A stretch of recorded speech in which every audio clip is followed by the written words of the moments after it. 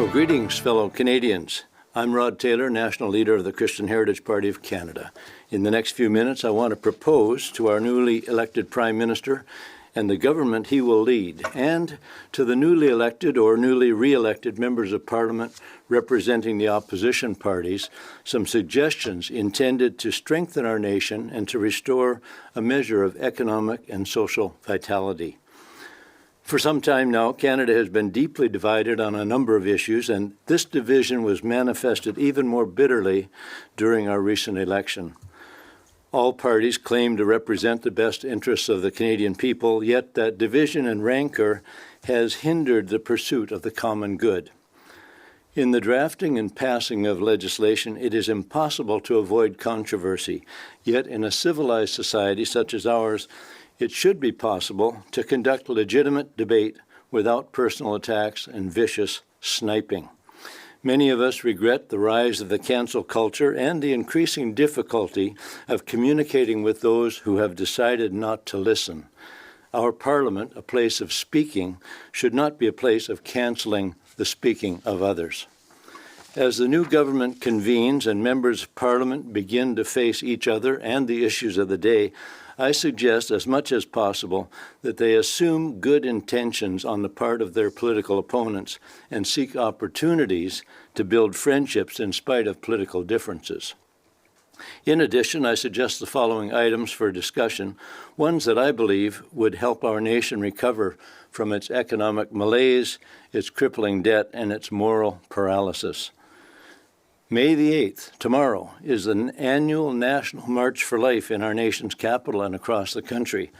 I suggest that all parliamentarians avail themselves of the opportunity to meet and mingle with the thousands of pro-lifers gathered in Ottawa for the sacred task of protecting innocent human life.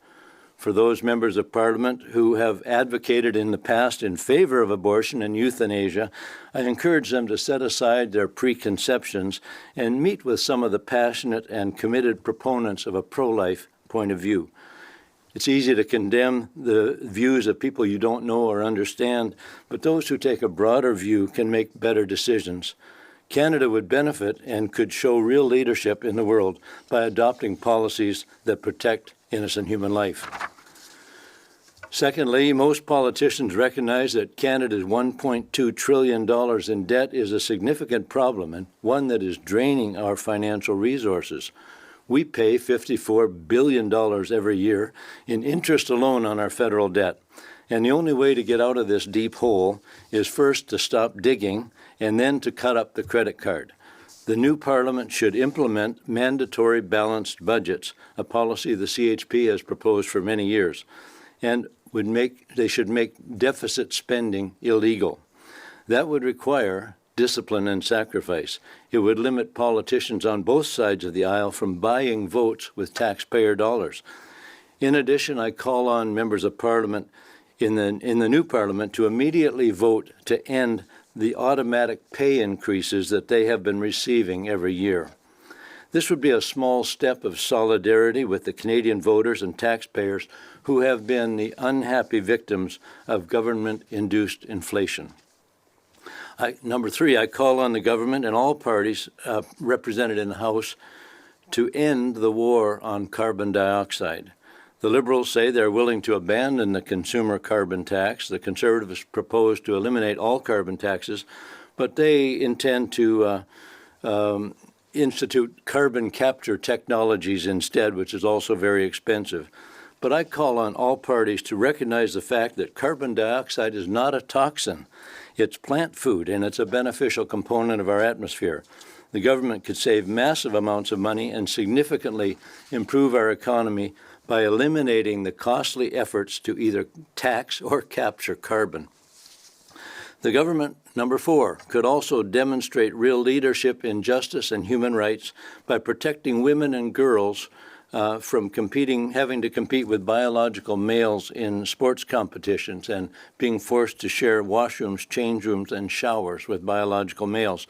This is an issue that really all parties should be able to agree on, as the current unwelcome presence of biological males in female sports and washrooms is a clear violation of women's rights and feminist principles.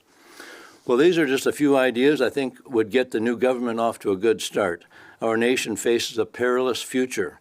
Our children need to see a good example from our parliamentarians, and the voters and taxpayers need to see members of Parliament working together successfully to accomplish good things.